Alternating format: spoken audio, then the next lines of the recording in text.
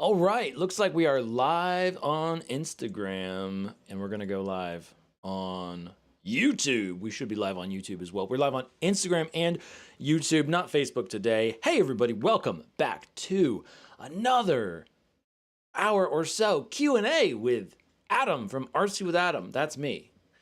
Today we are going to be helping you, if we can, to solve your drone and 3D printing problems, because sometimes drones and 3D printing and RC aircraft and that sort of stuff, it's sometimes it just seems like it just stops working, or it seems like it can be very hard to get working. Or sometimes when you're just getting into it, there's like so many ding dang options that you just don't even know what direction to turn.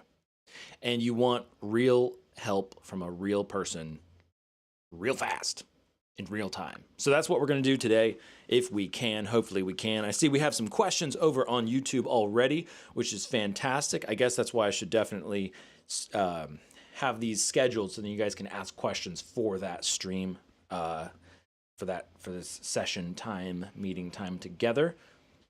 Over on Instagram, I see we've got Hawk, Arlington, and Phoenix Fly Times, I think. Welcome. If you have any questions, leave them in the chat, or just, or I guess interesting comments, or, whether you are a beginner or not. So let's jump over to YouTube. We've got some questions. Captain Murphy over on YouTube says, so what happened to day 5? I'm not sure what that means. Captain Murphy, let us know what you're talking about. We have Maria on Instagram, or YouTube asks a question. Good question. Here we go. What are your top tips for getting better bed adhesion when printing with technical filaments like TPU or carbon fiber? So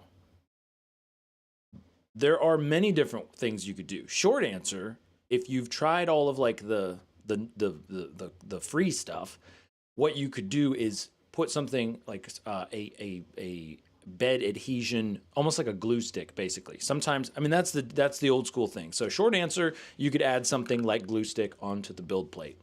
Now, what I recommend, just based on that I've been using it, is Magic Goo, and so that would be one recommendation. Let me share my screen with you real quick, just to show you what I'm talking about. And you can find that from I think I got it from Amazon. Magigoo, I believe is what it is. There we go. Let me share my screen here. So yeah, Magigoo. So this would be, one option. And sometimes you really do need to have something like this if you're printing with a specialty material. However, a lot of times what you can do is, like some other free things that you can do, you can print more slowly, especially on the first layer. Print very slowly, so that way the printer is not is less likely to cause the filament to string and then pick up other pieces, and then basically if the nozzle's flying around, you're much more likely to disrupt that first layer or the first few layers. So that would be my top one. If I'm having bed adhesion issues, slow down. Also, potentially heat up the filament, and also heat up the build plate would be one. Typically, a hotter build plate helps the filament stick better. And usually with specialty filaments, you need a much hotter build plate. I want to say, PLA could be anywhere from 30 degrees Celsius to 65 degrees Celsius or something. But then that's 65 is kind of towards the hot end. The hot range. But if you're doing PCTG and stuff, that's I think more 70 to 80 degrees on the build plate. And also an enclosed printer is usually recommended for specialty filaments. So that would be the big thing, would be lower the speed, increase the heat, make sure your build plate is clean. So usually I just wash it with a dish soap to get rid of all the oil. and like dish soap and water, warm water, and then just rub it around there, and then use like a paper towel to clean it, and do not touch it. Do not touch the build plate. That's a big thing. You don't want your greasy fingers on the build plate. And that would be mostly it, but also I would look into also possibly a specialty build plate that's suited for the specialty filament. So in my case, it's not specialty filament, but I just got these BQ Cryo Grip Frostbite, I believe is what they're called, build plates. They're made to print at a very low temperature, actually, because I wanted to print at a lower temperature, like 30 to, so I think like 35 to 45 degrees Celsius on the build plate. That way I'm saving energy and I don't have to have the fans running and stuff like that. So, but it sticks really, really well. And I'm just very confident with that. So it's great. So you might want to check out a build plate. I'm not sure if those particular build plates would work for specialty filaments like carbon fiber or TPU. I don't think I did it on TPU, but I know like I have like the Bamboo Lab. I think they call it the engineering plate, and that one is listed as being for TPU. So there's a lot of different options. You could go with BQ, you could go with Bamboo Lab, you could go with Creality if you have those types of printers, and that's what I would say. Animate Fun over on YouTube says, "How are you?" I'm doing pretty great. Thanks for asking. H Loman, I'm not sure if that's an H or an I, over on YouTube says, "Hey buddy, back at you." Animate Fun says, "How about the giveaway?" Yeah, giveaways are still coming. I don't think I put out a giveaway video yesterday, but they are coming. So if you are just now tuning in, check out the video, the giveaways. We're doing giveaways. Let me switch back. This is so distracting. There we go. We're doing giveaways on YouTube, only on YouTube, and we're doing 12 days of Christmas giveaways. So go check that out because we're giving away a bunch of cool stuff, a bunch of RC with Adam pieces of history, sort of. So that'll be a lot of fun. Again, that's only on YouTube though. So go find those videos, comment on them, and you can be entered in the giveaway. And Jeff on YouTube says hi. Hi, Jeff. Animate Fun says, can I buy a 3D printer under $200? Yes. Yes, you can. That's the short answer. So there you go. The quality might not be the most amazing. If we go over, so for reference, kind of like the, maybe, I don't know if I'd say gold standard, but, potentially a go-to cheap printer. If you're like, I just want to get into printing for like as cheaply as possible. Well, you might want to check out the A1 Mini. I think we talked about this before. So that one is $219, a little over $200. But if you catch it on sale, well, it says it's on sale right now. Doesn't it say it's on sale? I don't know. I think if you catch it on sale, you could get it for, I think, under $200. But that's right around that price range. And just for chuckles, why don't we look up Creality? Let's see what Creality is doing. And then we have another question. Oh, this is a good question. Does infill pattern really help to build the part stronger? We're going to answer that in just a second. I want to go over here to Creality and just see what's their cheapest printer. What is Creality's cheapest printer with auto bed leveling and those types of features? So probably the Ender series, right? Yeah, you got the flagship series, but it's probably the Ender series. So let's just say more products. The Spark 17. Oh, that's interesting. Okay. Or is there? Let's go to the store. That's what we want. We want to go to the store. Let's go to the Creality store. Okay, the Spark i7. Interesting. Oh. I'll have to take a look at that at some point. Is that what? Okay, never mind. Sorry, I got distracted. Okay, so 3D printers. Maybe they can just show all of them and sort by price or something. I'm not super familiar with Creality as of late, so let's see what they have. So price low to high. Yep, looks like an Ender 3 V3 SE would be under 200. And then you've got these other ones that are Enders, but they're somehow different, which again, I'm not familiar with those. But yeah, that would be one of them. Let's just take a look at that real quick. So that's well under 200. What do we got? 250 millimeters max printing speed, which that's slow by today's standards, but personally, like that's fine. I rarely need to print that fast, and if I do, it's really just the infill because you're not going to get as good of layer line quality when you're printing like at 5, 6, 700 millimeters per second. Plus, you need to have the right filament to do that anyway. So, did it say what I needed? So, okay, here we go. Features CR touch and strain sensors for auto leveling and Z offset, ensuring print success. It uses the Sprite direct extruder, PLA, PTG, and flexible TPU. Dual linear shafts. Okay. Extrude and retract enables the filament to load and unload. Okay. Interesting. Yeah, that looks yeah, auto leveling, like that is where it's at. That's going to save you so much time and frustration when you're just getting into 3D printing. Yeah. It's good to understand what it's doing and appreciate that, but to be honest, like it would be better to just get auto leveling instead of honestly, I don't even know if you can like buy 3D. I mean, there must be some cheap 3D printers that don't have auto leveling, but pretty much all the big names now have auto leveling.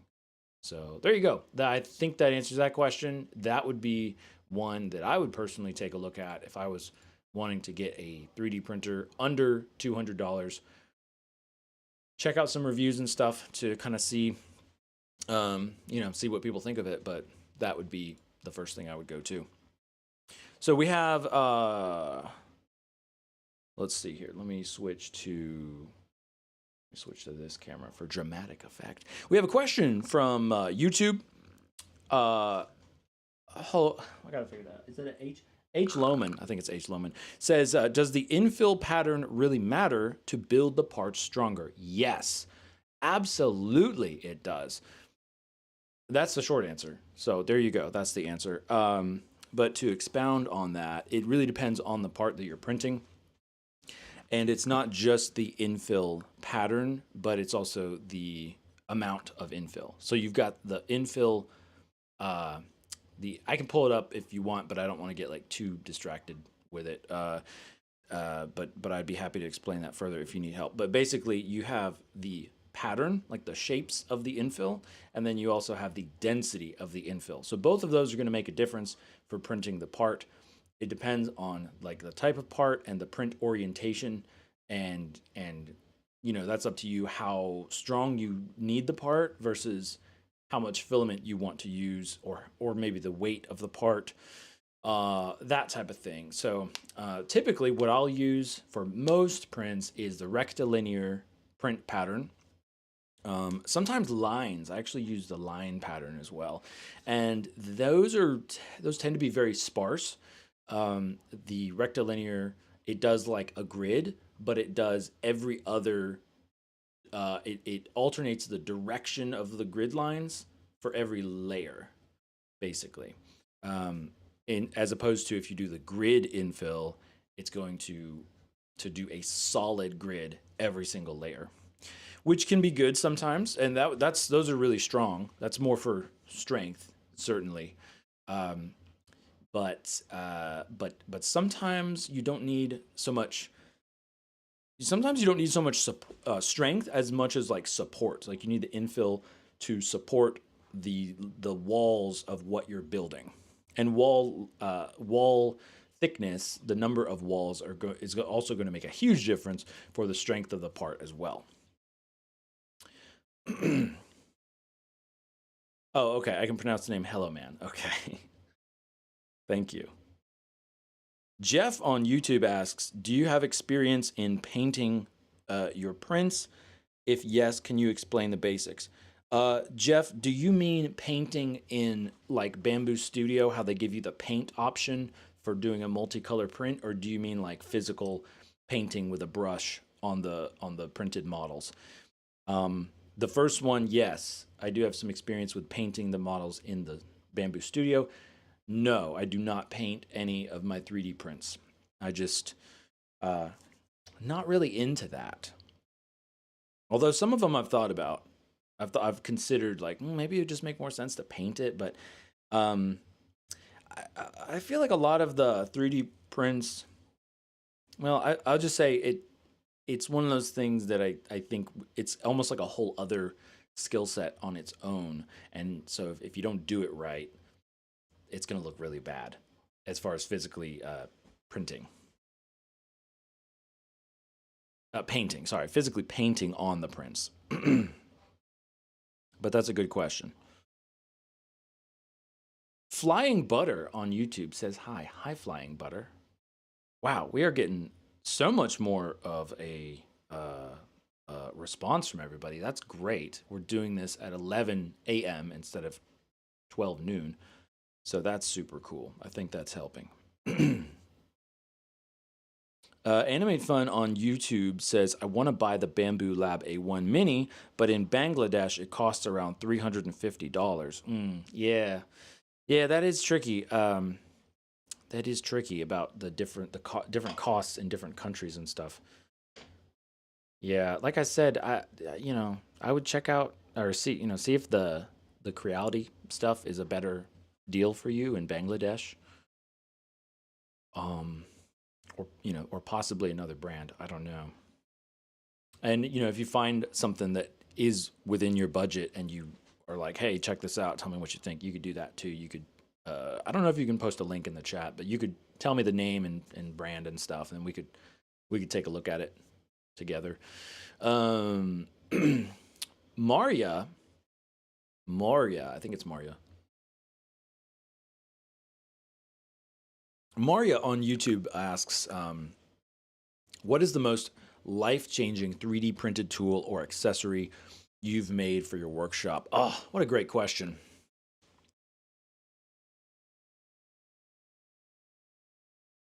I don't know. I'm going to have to kind of think about that.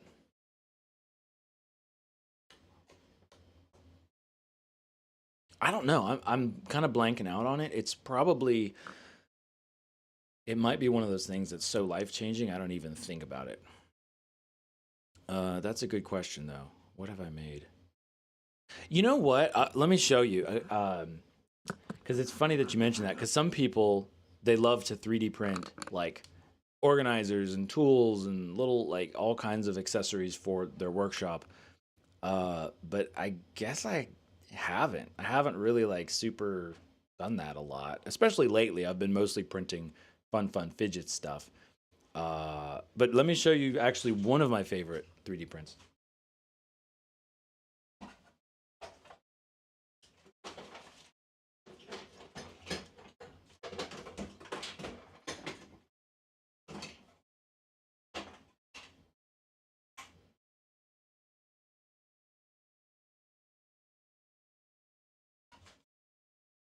All right, so this guy right here, let me see if I can get it in the camera. Can you see that? I think you can. I think it's coming up. Hang on. I want to make sure you can see it on Instagram. I have to like hide my face or something. Focusing. Come on, buddy, focus. Okay, I think you can see it. So this is a tower desk organizer. I can't even remember who designed this, but this thing has actually been super handy. And I actually like, yeah, this has been kind of just a fixture on my desk for a while. And now that you bring it to my attention, I think I actually want to like print more of these and maybe even stack them taller because it has this slot in the top. It's kind of hard to show you. I'll see if I can find this designer or this model because this would be a good, well, it might be a fun project video just to kind of show how I printed it. But this is really cool. So it has the base plate. You've got little slots for little organizing. I don't know. I have like screws and stuff in there. You got the little tray, and then you have basically angled like holders, and you can print out different types of grid patterns to use to accommodate like different sizes of things. So like you have like a square grid, you've got like an angled kind of pen holder. I think you guys can see this. It's coming in blurry, which is annoying, but let me get here. Let me see if I can fix this because I want to show this to you guys.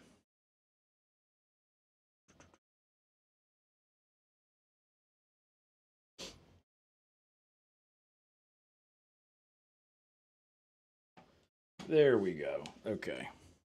Yeah, that's better. So anyway, you've got the base layer, and then and that has like one like tray, and then all these other trays are actually printed separately, and they slot into each other, and they stack.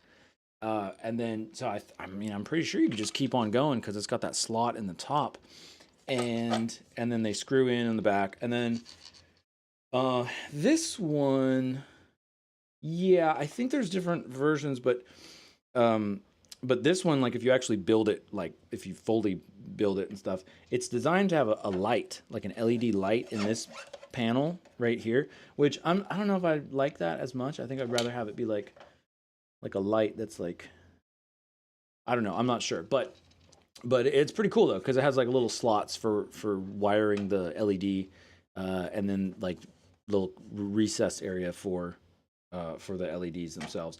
You know what might be really cool would be to print this in like a translucent color, or just clear, and then put LEDs like all like on the back of this, so it would light up all of your tools. That might work, or it might be super annoying. I don't know, but that's a great question, and then you could just have it plug into like USB and then just be on all the time. So. Yeah, thanks for bringing that up. That's a good one. Yeah, I actually kind of super love that thing because I like it because it's vertical instead of all your stuff like laid out, which sometimes it's nice to have it laid out like horizontally in a tray, but sometimes most of the time, you know, you only have so much desk space. It seems like there's never enough desk space, right? But that way it'll kind of frees up your desk space. All right, let me get back to the chat so I can catch up here. So that was a great question from Maria on YouTube. Hello, man. I think I pronounced it right. Have you ever tried the honeycomb printing pattern instead of layers to make it stronger? If yes, does it really make it stronger? So the honeycomb printing pattern. So yes, I have tried it out. I mean, that's a good question. To me, I think a lot of the infill patterns are they're not gimmicks, but they either have a very specific purpose or it's because you just want it to be that type of pattern, especially the honeycomb. What's what's cool about the honeycomb is you can use that to like make, well, if you like honeycomb, like hexagon shapes, you can make stuff that has that infill and specifically show that infill. Let us pull up this. Let's see, 3D printing infill comparison.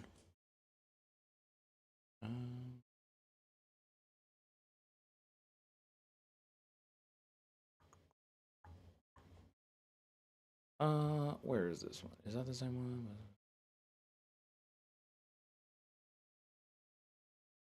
There's probably a lot of different videos. Let's take a look at let's take a look at this one, and let's take a look at this one. Let me see if I can pull these up for you.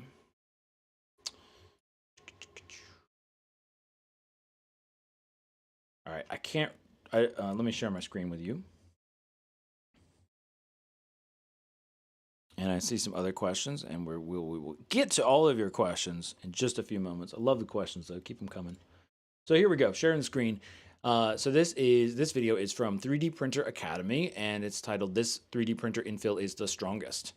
Please just tell us what it is. But anyway, so this video is I don't remember if I think I've seen this video, and I think it's pretty accurate. But this will give you a good overview of the different types of infill. And I think I saw another one that was like, what is the, oh, maybe, is that this one? What is the, let me actually, can I play the audio here? Hopefully I won't get demonetized or something. Actually, I don't even care about getting demonetized, really. Where's my audio?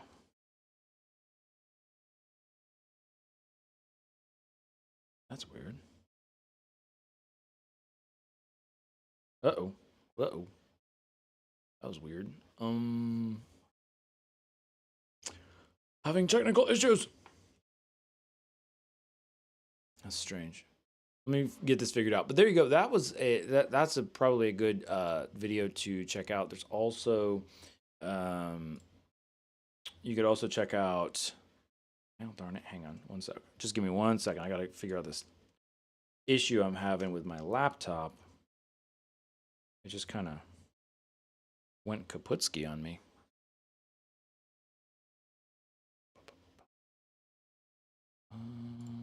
Gotta hook it back up.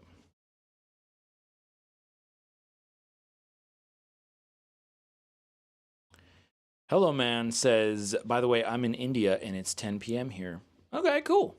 I think I have a lot of viewers in India, so I think doing a live stream at this time is a little bit better time. It's not quite so late. Let's see. Can I get this working?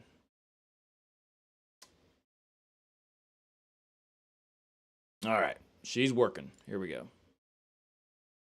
All right, let me go back to here. Will this work? Okay, cool. Sharing the screen. So, yeah, go check out this video. That's kind of the best quick way that I could point that towards you. Let me see here. Do we have it? Okay. Okay, we're still live. We're still going. Okay, good. Just had a couple technical issues there.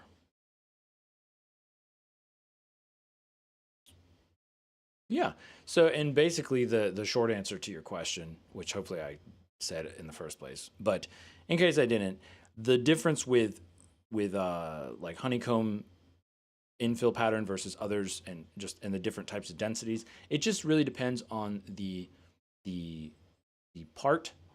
So it does make a difference. Part orientation is going to be your biggest difference. So does it need to be strong in just one direction or strong from any angle? So that's going to make the biggest difference. And then you've got other videos from Made with Layers, Thomas Sandlander. He's got some interesting stuff there. You know, high production quality. Make or Build It looks like they have another kind of comparison. So very cool. So I'm glad they're doing that. So like I don't have to print all that stuff. Concentric. Yeah, he's just going through all of it. I would like to see more of the print pattern. So anyway, so there you go. That's that. Hopefully that answers your question. Also, what are you asking for, if I may ask? Because that's going to make a difference, you know, as far as like, you know, if you're printing a part that needs to be more rigid, if you're printing a part that is really large and you're trying to figure out how to save reduce the amount of filament, stuff like that. So anyway, Flying Butter 1 over on YouTube says, "Do you fly whoops?"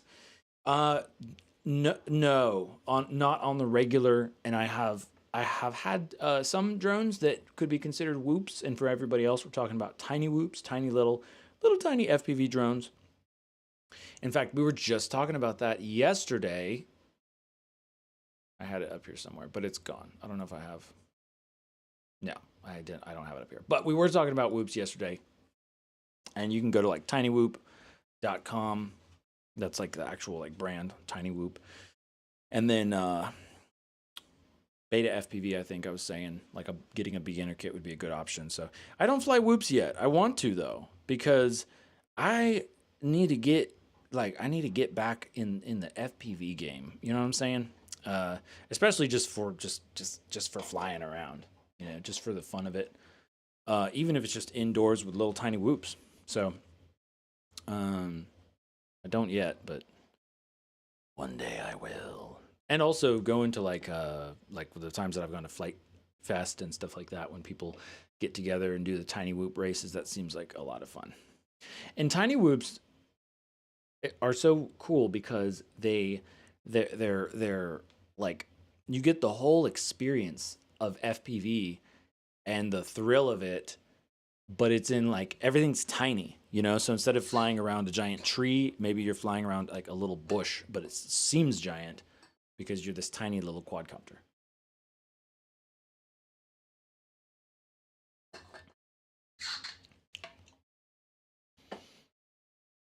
Alf. Did I say Alf? Alif. I'm going to say Alif. Over on YouTube says, "Hey Adam," or "Hi Adam." Hey, welcome. I'm seeing a lot of emojis. And I know I'm late to the party. I wish I would say when you guys sent this so then I could see that, but I probably just need to get better at multitasking. Or I need to get somebody to read the chat for me. That would be fun. Anyway, thank you for the feedback, I think, about this guy, right? That's what it's about. That's what you're talking about. Oh, and then there's like, oh yeah, and then I put little, these like little feet things on there. These little rubber, like bumper, they're made for like picture frames to go on the wall. They're like little rubber feet. And it makes it super sweet. Let me get back to my face cam. There we go. It's weird. I realize when I look down there, it looks like I'm glaring. But I'm not. It's just the camera's like that. Maybe I should put the camera lower down, huh? That's pointed up at me. Now you see it my nose. Anyway, okay, we'll figure something out. Hello Man says, "It is a soldering stand which is holding..." Oh, is it a soldering stand which is holding your microphone? Yes. Yes, it is actually. Very, very observant of you. This is the quad hands soldering stand. And it turns out that it just works well to hold the microphone on the desk here. I have the super sweet standing desk, with probably the best desk that I've ever had, because it's like actually a real desk, and it like goes up and down and stuff. So super nice to be able to have space to be able to put the soldering stuff and work on projects right here at the desk. Hello Man says, "Actually, I want to go into the drones and all, but as a student, it's not possible to afford all that much. So I was asking so that I can effectively print a strong and durable parts for drones and things." Yeah, with 3D printing like drone frames, and he says like stand, chassis, or something. Yeah, so because I think just the other day we were talking about 3D printed drone frames and how what were we talking about that? I think I was saying how it's not necessarily the best option, but it's also not the worst option either, especially nowadays. And I realized that what I just said didn't really tell you anything or give you any helpful information about that. So sorry about that, because I'm just like, well, it's not bad, but it's not good. Anyway, but I digress. But that's cool. Yeah. Yeah. So 3D printing, well, and that may be the case because, like, you know, I mean, I know like carbon fiber frames, like they're relatively pretty cheap compared to how they had been. But yeah, sometimes, like if you could 3D print a frame, why not? You know? And of course, I recommend 3D Fuel to 3D print the frame because that's some of the most durable PLA Plus that you can get.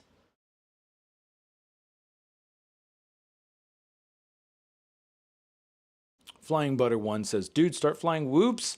They are super fun and the races are like the best thing ever. I think you're right. I think you're right. So I take it you fly whoops. So if you would talk to me about the difference between tiny whoops and like toothpick class drones. And for everybody else, toothpick class drones are I would say they're not really indoor drones. They're like very very tiny, usually single cell battery powered drones that are more for like freestyle, and they can be very fast and very powerful, but they're also super tiny. So they're kind of like tiny whoops, but tiny whoops usually have ducted propellers, or just guarded propellers, basically. So they bounce off walls and stuff. You're not going to crash them, like wreck them as much, or wreck anything else for that matter as much.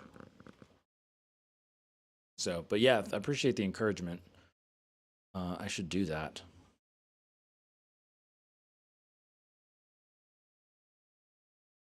All right. Hello Man says, thanks for the info, buddy, but it's sleeping time and mom is calling, so I have to leave. Thanks again and bye bye. Bye bye. Hello Man from, I think you said you were in India. Yeah, it's 10 p.m. Good. Get some sleep because you need to sleep to recharge that brain. So good on you, and good on you listening to your mom as well. But we'll see you next time. We'll be back. We'll be back. Flying Butter on YouTube says toothpick drones break after a landing. Yeah, so basically they're not as durable. Which, well, I mean, depends on how hard you land them, right? But yeah, let's just look that up. If I missed your question, ask it again. But now I have a personally vested interest in finding toothpick drones, or toothpicks versus tiny whoops, because those are like two classes of drones that I have not gotten into, and I keep saying, oh, I'm gonna get into it, and blah blah blah. So it's time to do it, man. It's time to do it. What are we looking at time wise? All right, we've got about 20 minutes left or so. So let's go ahead and look this up. What windows do we want to kill? We don't need that. Oh yeah. So everybody, there you go. For a 3D printer, if under $200, you might want to check out the Creality Ender 3 V3 SE. Wow, that's a mouthful. Okay, and then, you know, the thing about the Bambu Lab A1 is it's such a small build plate. So there's that. Anyway, let's get back to actually this current thing I was talking about. Let's go to what in the world? What's happening? My keyboard's freaking out. That's weird. Nope, that's not working. All right, let's get a new window. Being weird on me. Let's look up Tiny Whoop. Tiny Whoop. Let's go to Tiny Whoop and let's go to where the place is. Had the tabs. We don't need that tab. We don't need that tab. There we go. Tiny Whoop. The greatest micro drone store on Earth. That sounds pretty cool. I also think it would be a lot of fun to print Tiny Whoop frames.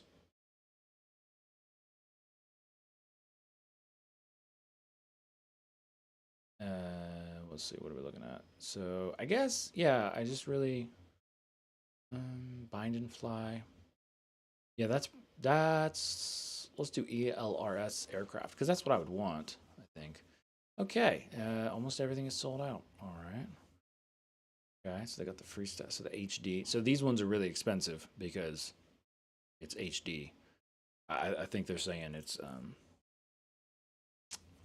DJI HD. I'm pretty sure.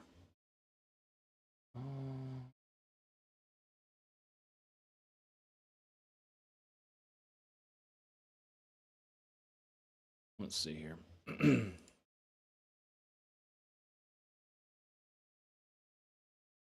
Mobila 6 HD 0. I don't know what Flying Butter over on YouTube. What do you think about?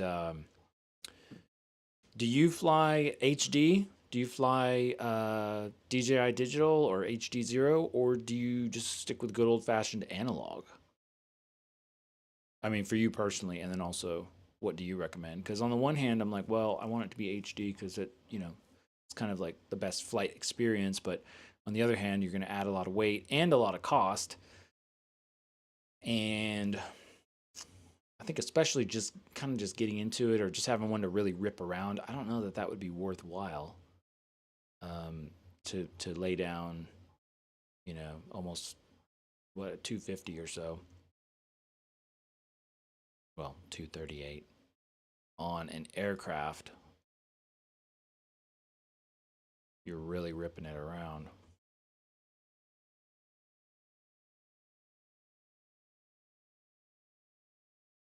Flying Butter says he likes analog the best. I mean, yeah. I mean, because it's going to be the lightest. It's going to be the lightest option. And yeah, this one does say HG 0.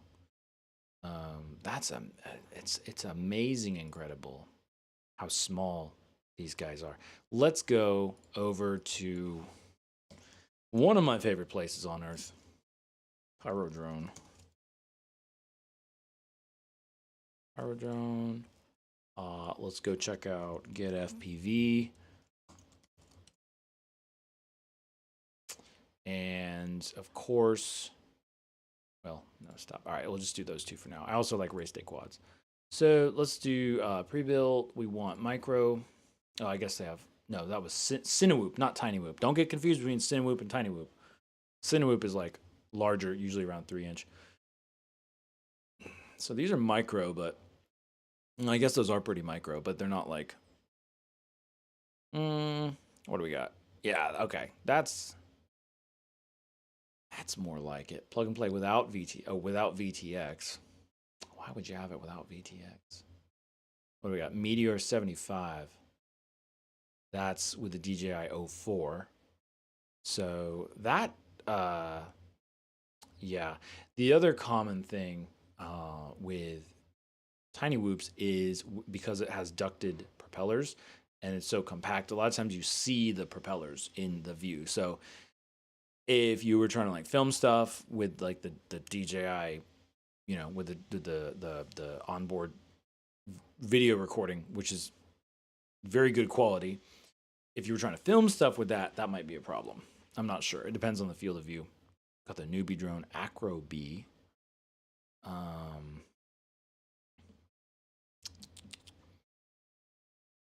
The Nimble 65. I guess, can I go by, well, yeah, we just want in stock. Oh, video protocol. Let's do that. Let's do analog, because I just want something cheap that I can just rip around, and probably eventually I would want to go digital. But so okay, Happy Model Mobula 6, 2024 V2 analog ELRS. Yep. That looks good. Let's take a look at that. 142. Flying Butter says let's see, I've tried HD and it was really bad. Which HD? HD 0 or like DJI HD? And then he says, I do a lot of racing, so I use analog, and because I race, I crash hard, and analog is cheap. Right. And Maria, we got a question from Maria. It says, how do you stay motivated to finish projects when you hit the boring middle stage? What a great question. Let me think about the answer for just a second. This looks like a lot of fun. I think I need this in my life. And it has that new kind of style of connector. And the key is when you get these, like you can't just buy this and then like buy like 2 batteries. You need to buy like 10, 20 batteries. Like you just need to be able to just keep on ripping. You know what I'm saying? Like just factor that into the cost. That's what I'm saying. That's what I'm saying to myself right now. It's like don't cheap out, don't wimp out and be like, oh, but it's it's already 142, and then no, no, because the batteries are the lifeblood of the drone. Let me switch over to this camera for dramatic effect because we have a serious question. Well, it's a good question. From Maria over on YouTube asks, how do you stay motivated to finish projects when you hit the boring middle stage? I don't know.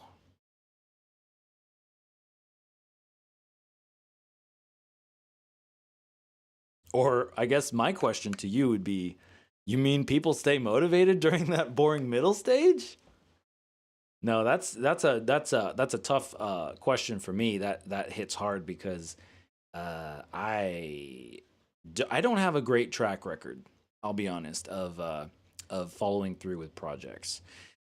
Uh, I I've been diagnosed with a severe case of ADAM, and it makes it very difficult to follow through with projects in the boring middle phase. What I'm trying to do this year is cut out the boring middle phase, sort of, and really pay attention to like why is the boring middle phase the boring middle phase. I'm thinking that for myself at least, there's I think a lot of times I tend to create these either create imaginary problems or make up sort of problems or make up rules that I have to follow, or like how I have this vision in my mind of like how it's supposed to go, and it's like I have to do that. But then the problem is that these like rules and this like vision of like the ideal way of doing a project or making a video or something, it's like it's not for me. Like that's not this. I'm not the guy who should be carrying that out. It's more like it's as if I was giving this project to like a highly motivated person who's like a robot and can just chug away and hit all these technical requirements and not get burnt out by it. But the problem is that person doesn't really exist because it's just me. It's a one man show. So I'm learning how to work with that basically, or how to work with myself, I guess you could say. So but if I had to give you like a a canned kind of response, like I actually knew like what I was talking about, and like I actually had an answer for your question, I would say like, well, uh, you could gamify it. You could make the boring middle part like, you could kind of have certain goals that you're trying to hit, and or maybe when you hit those goals, you like get a reward. And then certainly break it up so it's not just one giant boring middle. You could, keep your focus on the reward at the end of the end goal of the project, getting it done, and how nice that's going to be. Maybe you could put up some motivational posters. Maybe you could envision yourself like finishing the project. I don't know.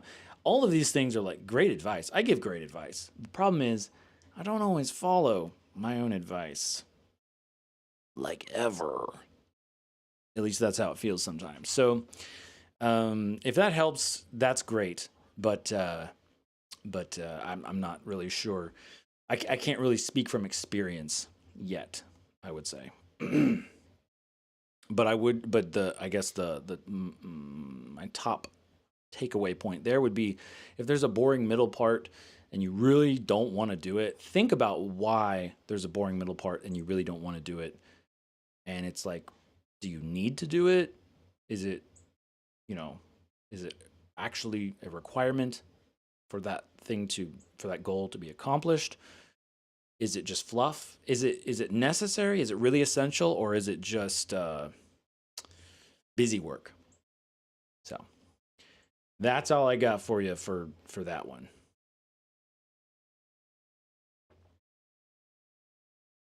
But that's a great question, though. I really like that question. So good job on that one. You get the best questions award for today. And you say your video quality is always so crisp. What camera and mic are you using for the stream? Oh, well, thank you. I am using. So the camera and mic is a DJI Osmo. Is it the Osmo 2? I don't remember now, but it's the Osmo, the one with the gimbal head thing. I think it's the Osmo 2. I think they just came out with the Osmo 3. So I think it's the 2. And this is the mic that I'm, that's connected to. You see all the YouTubers and everybody's using this DJI mic. So that's what I'm using. And then, but I run it through OBS. So I think I have some filters on it. Mostly like noise filters, like trying to make it so that it cuts out background noise. I have 3D printers going like almost all the time. But fortunately, in this current studio office, they're in a closet. But sometimes you can still hear them. So, but thank you for that feedback about the audio. That's good to know. It's good to know. And then also like having it up here, like right in front of my face, helps, as opposed to like, I think on my chest. Because if it was on my chest, because obviously I've like played with this a lot and like trying to figure out, where should I put the mic? Should I put it here? Should I put it there? I don't think it picks up quite as well if it's down here. But if it's kind of like off to the side of my face, it pointed right at my mouth, it works better. So good observation, good questions. Good questions. I hope that actually helped. Sometimes when I get answering a question, I just go off on other side quests in the middle of it, and then I'm like, I don't know, did that make sense? Was that relevant? I'm not sure. So looks like for me personally, Happy Model Mobulus 6 looks like a very likely option. Look at that super lightweight camera mount. That looks interesting, and it's ELRS, which means I could just hook it up directly to my pocket radio, Radio Master Pocket. So that's cool. So that looks like a good one. And we got the Sub 250. Is that the brand name, Sub 250? Because like, did you take a thing and then you made it the name? No, it's Nimble. No, it's Sub. I can't figure it out. I don't know. Which one is it? Let's look at this video. Looks kind of interesting. Okay.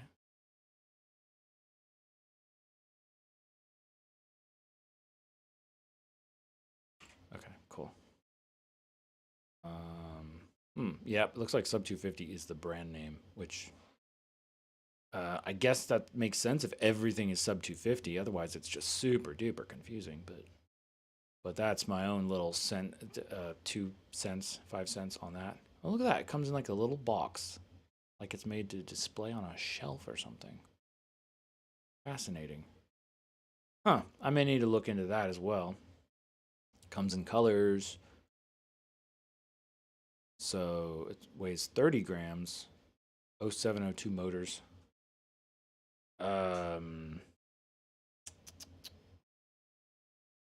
Oh, Maria on YouTube. So sorry, I do this sometimes. I only answered like half your question. Oof.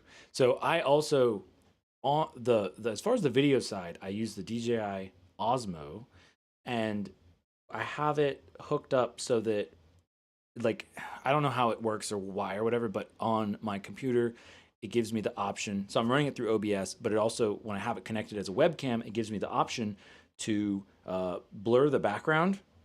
So you can see my hands, like it kind of does weird stuff when my hands move around, and or like when you don't see my face, it's kind of, and also the light changes because I have the studio lighting setting turned on, which works super great. I really, like, it worked out super well that it does that. In fact, I'll show you. I will show you. So this is the portrait. So you see everything in the background unblurs, and then I can blur it again. And then the studio lighting, if I get rid of that, this is what it looks like, I guess, straight out of the camera, which isn't bad. But then this just kind of makes it, puts the highlights on me, and then makes the background less noticeable. But you do get these weird kind of lighting changes with my hands, but that's the whole thing. That's what that's one of those things that I am working on getting past. Like we talked about, getting through like boring parts of stuff, like those details of like, oh no, the lighting's not perfect, or like, oh, my hands are doing this weird thing, so it looks weird, blah blah blah, or it doesn't look like these other YouTubers. It doesn't look like Peter McKinnon, who's a professional video photo guy. And it's like, what? That's not even the point of this channel. That's not the point of what I'm doing here. I don't need to have everything perfect to blah blah. So that's what I'm talking about. Hope that made sense. We got some more questions.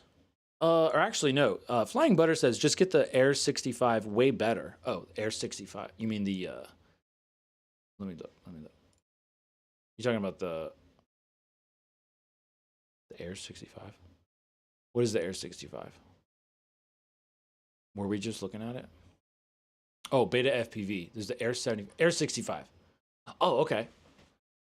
Oh, yeah. Actually, it looks cooler too, to be honest. Is that your personal recommendation, Flying Butter? I mean, if you say you race a lot, you probably know what you're talking about. Yeah, ELRS, analog. Yeah, that looks fun. That looks fun. We should do that. This would be a great way to get back into the fun side of FPV drones. For sure. So the Meteor 65 and then the Air 65.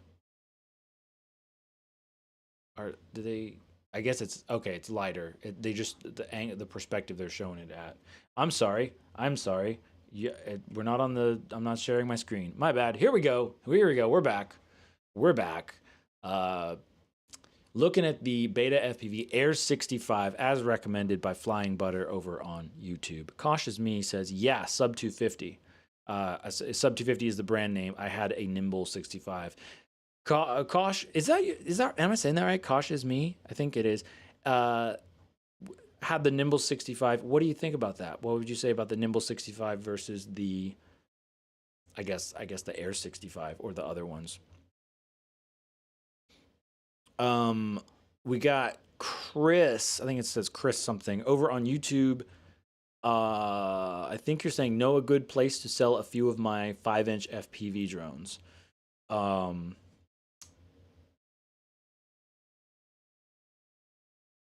Short answer, no, but I'm going to think about it. And if anybody's in the chat that knows what's a good place to sell FPV drones, let us know. I'm thinking of some. Maria over on YouTube says, thanks for the info, Adam. Super helpful to know. You're welcome. You are welcome. And do you do webcam stuff or YouTube stuff? Is that why you're wondering? I'm just curious. Chris says, I can't fly well enough, but I built 3 5-inch with DJI Nebula and Vista systems. Chris says, I have that one also. Beta 95, I think it is. Okay. Yeah, I mean, that is looking pretty tasty. And it's great to get a recommendation. This is why it's great to like talk to real people. I'm assuming you're all real people. You could be bots, but I'm going to choose to believe that you're all real people. and getting recommendations from people who are like actually in it. They're doing it, you know? They got that hands-on experience. That's great. Oh, look at that. So the frame is just connected like that, and then the motor wires just like kind of hang out right there. Whoa. That's pretty cool though. I'll bet it's super easy to repair. Like resoldering the motors and stuff. That's what it looks like. I wonder about 3D printing a frame for this too. See, the way that these frames are 3D are created, they're injection molded, I believe. These little parts, that's the tricky part with the 3D printing. It's hard to get it to be like that strong. But I'll bet we could do it with 3D Fuel Pro PLA Plus filament. I'll bet we could. So there's a question. So Flying Butter says, I know a place like to buy and sell drones, but I'm from Lithuania. Lithuania? Isn't that like in Kansas somewhere? I'm just kidding. I'm just kidding. Welcome from Lithuania. So anyway, does anybody know of a good place to sell a few of my 5-inch FPV drones? Yeah, that's a good question. Where are you, Chris? I think it's Chris on YouTube. It says it's doable. Also, they have carbon fiber upgrades. I think you're talking about 3D printing the drone frame. But Chris, where are you in the U.S.? Because we've got what was that place? It was like FPV drone used parts or something. Let's look that up. DIY FPV. I don't remember that one. Gosh, what's the name of that place? It was My FPV Store. It was like eBay, but for drone parts. I don't think it was Drone Trader. Let's see if this is legit. Community Marketplace. So this might be one. Not really sure. I don't have personal experience with this. But it looks like people are selling stuff. Selling stuff. I mean, if you could go to eBay, I suppose. But eBay. Sorry, I don't know why. I'm not sure why I said ich. Just that it's hard to tell with eBay because eBay is. Whoa! Check that out. What? 5 payload release system? That's crazy. You could probably have a lot of fun with that thing. Anyway, but eBay is kind of, it's hit and miss, I suppose, in the sense that there's not. It's harder to tell who you're buying from, I guess. This is just my own my gut feeling, as opposed to someplace that's made for FPV stuff. This one, Drone Trader, that looks, I don't know, that doesn't seem. Let's just search FPV. FPV. Yeah, no, the Drone Trader seems like super boring for super boring drones and super boring people. I don't know. That's just my first reaction there. Then you might want to check out DIY FPV. Okay. All right. Chris is in Kentucky.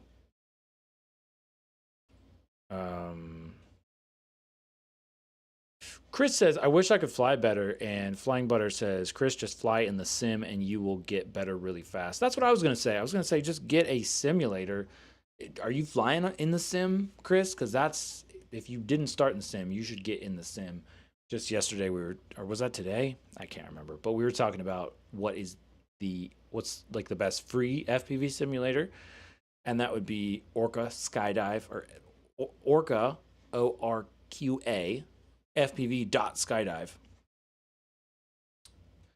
The naming on some of these things, I don't know, but this is a good option. Otherwise, Liftoff is great. Trip,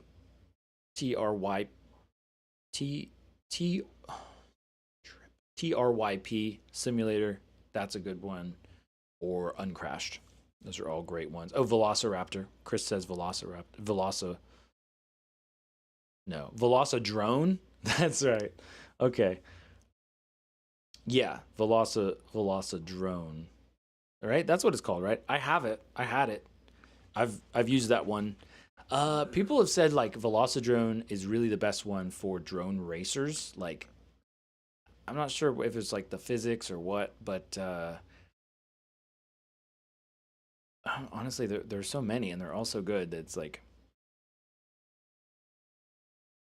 it's it.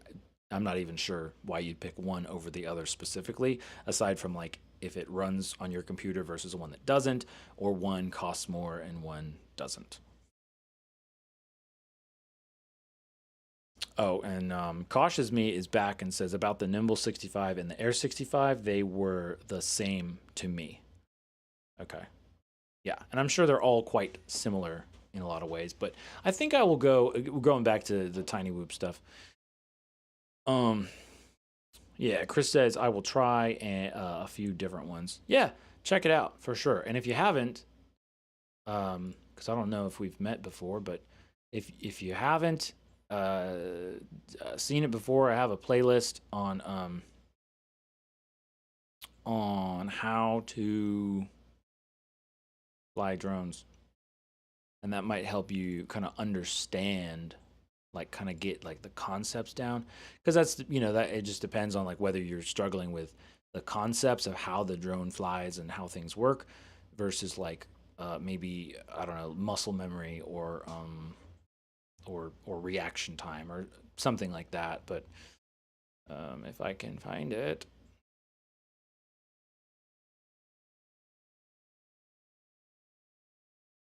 Where did it go?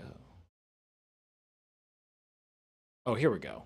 I should really redo that thumbnail, but there we go. That's what it is. Learn to fly FPV drone flight training playlist, and I go through. It's like 5 years old, but still, really, most of this will apply. It might look a little different in the simulator, but I go through like 20 different like lessons, well, including this first one, which is more concept. So some of it's concepts and knowledge, and then basics, and then other stuff is kind of more things to practice and other cool like tricks and stuff. So DRL Cautious Me says DRL was the best to train on, but it's DEA now. It's dead now. Oh yeah, I totally forgot about DRL. Yeah, I was kind of really getting into that for a little while. Dang, I guess that was like a couple of years ago. Oh dang, that was like not a couple of years. That was like 5 years ago. 5 years ago. Wow. Flying Butter says, I think if you can spend money on a sim, Velocidrone is best for me. Yeah. That sounds like it. Well, you sound like a racer. Flying Butter. So you probably would like Velocidrone. I think I liked it too, but some of them can take up like a lot of space on your computer. So that's just something to think about. Is like sometimes they might it might work. Certain ones might work better on your computer, based on the technical stuff. Whoa! I think we're out of time. We're over time. Are we? Yes, we are. We're like 10 minutes over time, but we've been having so much fun today. This has been great. Everybody over on Instagram. Oh, I kind of been ignoring you, but nope, looks like nobody said anything on Instagram. But thanks for hanging out anyway. If you have been over on Instagram, we're live on YouTube and Instagram right now. And this has been another RC with Adam Q&A time with drones and 3D printing. Fantastic questions, everybody. Really appreciate you guys putting questions in. Like before this, the show, before the stream started, because that helps. That way we can just like get right into questions and stuff. It's a lot of fun. And also we're just hanging out, and I, with the help of these fine folks on the chat here, I think I found, where did it go? I think I found my new, my new way into Tiny Whoops. Skeeter over on YouTube says, definitely Velocidrone for realism. I cut the prop power to 80% and it's realistic. Yeah, I believe Velocidrone, well, again, you know, dang, all my knowledge is like several years old at this point. So I don't really want to steer people in a certain direction unnecessarily, but I know previously, at least, Velocidrone has been known to have some of the most realistic flight feeling and ability to adjust aspects of the drone to make it fly like your drone does in real life. And Cautious Me says liftoff and liftoff micro drones. I think there's also a Tiny Whoop sim specifically for Tiny Whoop stuff. And holy smokes, Flying Butter says camera Velocidrone is 55 gigabytes. Holy smokes. Yeah, so personally, I don't think I would be going for Velocidrone. Well, I haven't been. I've been using like other ones and stuff. But anyway, that's going to do it. I'm going to have to cut this one off at this point. But thanks so much for joining us, everybody. I'm going to say goodbye over on Instagram. Bye-bye, Instagram. And we will see you later and over on YouTube. What a fun time. This is a great job. We're going to end the stream here. Thanks for joining me, everybody. Happy New Year. Be sure to stay tuned for more giveaway videos. I need to make like 2 of them today, I think, to stay sort of on track. But that's okay. We're going to have a fun time doing it. Giveaway videos on YouTube. Happy New Year. All that good stuff. And I can't wait to talk to you again, I think, tomorrow. Bye-bye.